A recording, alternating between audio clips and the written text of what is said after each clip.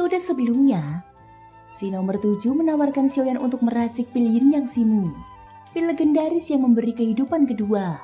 Meski sulit dan memakan waktu, imbalannya sangat menggoda, yaitu benih hukum abadi, prisma dimensi, dan 3 tubuh leluhur keabadian fisik. Xiaoyan ragu karena belum pernah meramu pil sekelas itu, tapi nomor 7 percaya penuh padanya, sekaligus menunjukkan bahwa semua bantuannya selama ini adalah bagian dari rencana besar untuk menjadikan Xiaoyan alkemis terkuat di 9 dunia. Di dalam hati, Xiaoyan tak bisa menahan desahan pelan. Namun, informasi mengenai sang pemberi tugas tampaknya sengaja disembunyikan. Dia pun tidak berniat menanyakannya lebih jauh. Tugasnya hanya satu, meramu pil ini dan mengambil imbalannya. Xiaoyan lalu berkata, "Aku bisa mencoba meramu pil ini, tapi tidak terlalu yakin bisa berhasil. Apakah kalian bisa memberikan buah yin yang kembar yang sudah layu itu padaku? Mungkin lewat buah itu, ada cara untuk menemukannya kembali." Tentu saja Xiaoyan sendiri mulai tertarik dan tidak akan melewatkan berkah besar semacam ini. 3 keabadian fisik tingkat leluhur. Jika dikultivasikan untuk klon Yuan Shen-nya, mungkin benar-benar bisa menembus batas dan mencapai tingkat yang lebih kuat. Tahap keabadian fisik tingkat kuno. Nomor 7 kemudian menjawab, "Tentu saja. Hanya saja buah yin yang kembar ini sudah kehilangan efektivitasnya." Xiaoyan mengerti, dia memang tidak berniat mencari buah itu lagi, sebab waktu yang dimilikinya sangat terbatas. Selama masih ada sisa buahnya, dia hanya perlu mengandalkan taman roh di pagoda emas untuk mencoba menumbuhkannya kembali.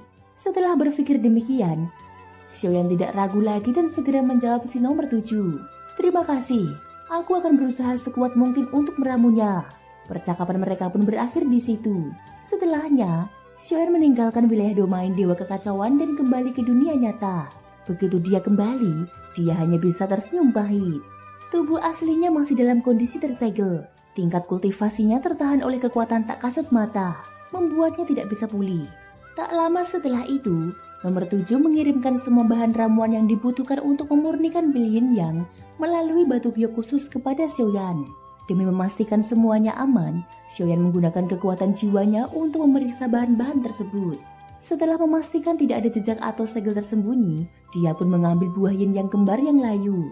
Di dalamnya, tersimpan sebuah peti mati yang menyegel mayat.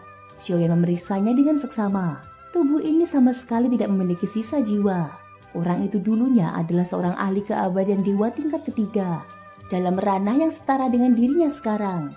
Tanpa banyak pikir, Xiaoyan pergi ke taman roh di pagoda emas. Melihat banyaknya tanaman obat yang tumbuh subur di sana, dia hanya perlu menanam bahan-bahan itu, dan energi spiritual alam di tempat ini akan membuatnya tumbuh jauh lebih cepat.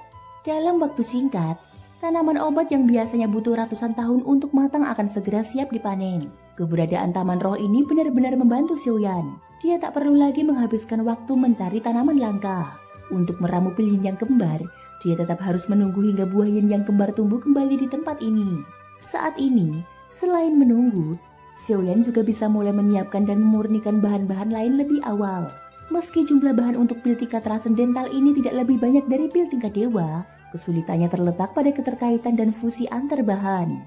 Dengan kendali apinya yang luar biasa presisi, Xiaoyan mulai memurnikan bahan satu persatu, menyiapkan segalanya agar ketika buah yin yang matang nanti, proses peramuan bisa berjalan jauh lebih cepat.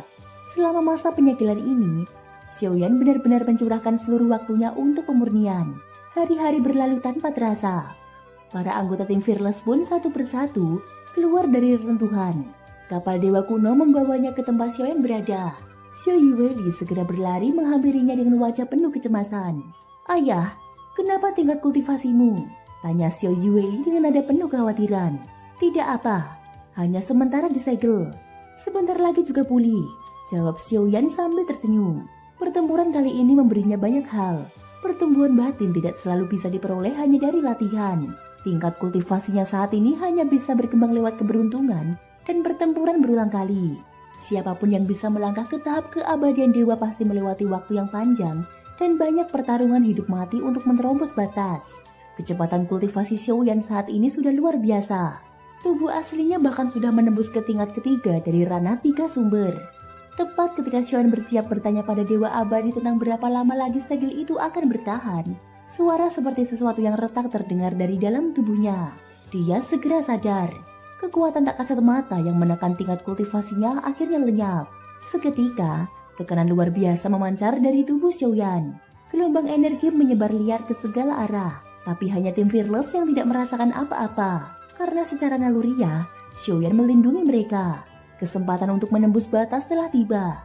Meresapi getaran di sekelilingnya, Xiaoyan seperti pohon kering yang kembali hidup. Energi dari segala arah melingkupinya. Dahulu, kekuatan yang menyegelnya seakan mengisolasi dia dari dunia. Tapi sekarang, dia kembali menjadi putra cahaya ilahi, pewaris takdir yang penuh keberuntungan. Dalam waktu kurang dari setengah batang dupa, Xiaoyan sudah kembali ke puncak kondisinya. Sumber keempatku adalah ruang. Mata Xiaoyan terbuka. Aura kuat meledak keluar darinya. Sumber kelima adalah kekuatan. Satu kekuatan bisa menembus 10.000 hukum. Begitu ucapannya selesai, tanda bintang keabadian fisik di antara alis tubuh aslinya bergetar hebat. Ki dan darahnya menggelegak, dan dalam waktu singkat, terbentuklah bintang ke-6, lalu ke-7.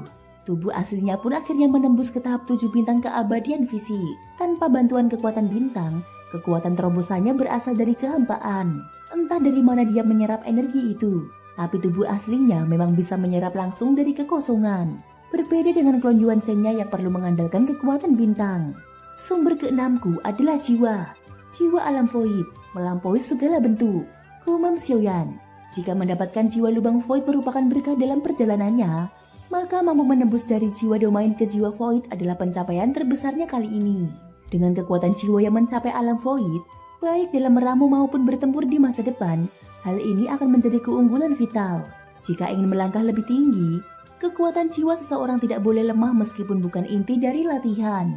Banyak keabadian dewa yang jatuh karena jiwa mereka tidak cukup kuat. Sumber ketujuhku adalah hidup dan mati. Xiaoyan bergumam pelan. Dalam pertempuran ini, Xiaoyan mengalami berbagai rintangan, bahkan hampir mencapai batas kematian sejatinya. Jika bukan karena kemunculan amarah akhir, dia sudah binasa dan tak mungkin kembali hidup. Namun, melalui kekuatan amarah akhir, dia membalikan keadaan dan bahkan berhasil memotong satu ruas jari dari si tangan hitam misterius itu. Dari pengalaman hidup mati itulah, dia memahami bahwa kekuatan asal tidak melulu datang dari aturan tertentu, tapi dari semua kekuatan yang dia rasakan. Semuanya adalah aturan. Dia pun menyadari kekuatan amarah akhir bukan sekedar kemungkinan yang muncul dalam situasi hidup mati, tapi sesuatu yang selalu hadir dalam setiap momen kematian yang nyata. Meski kalah, meski mati, tetap harus bangkit dan menggigit balik musuh walau sekali. Xiaoyan paham, kekuatan amarah akhir berasal dari tekad tak rela mati dan dendam terakhir yang membara saat ajal menjemput. Kemudian meminjam kekuatan dunia untuk melancarkan serangan pamungkas. Itulah hidup dan mati. Itulah akhir. Di sekeliling Xiaoyan, selain aura yang terus meningkat, cahaya dan keagungan ilahi kini juga menyelimuti dirinya. Meski dia sendiri tidak menyadarinya, para anggota tim Fearless yang melihatnya hanya bisa terpana. Bagi mereka, Xiaoyan telah menjelma menjadi seorang dewa. Thank you guys sudah mendengarkan ceritaku di episode kali ini sampai akhir. Ikutin terus kelanjutan episode berikutnya ya. Semoga hari kalian menyenangkan. Sampai jumpa dan bye-bye.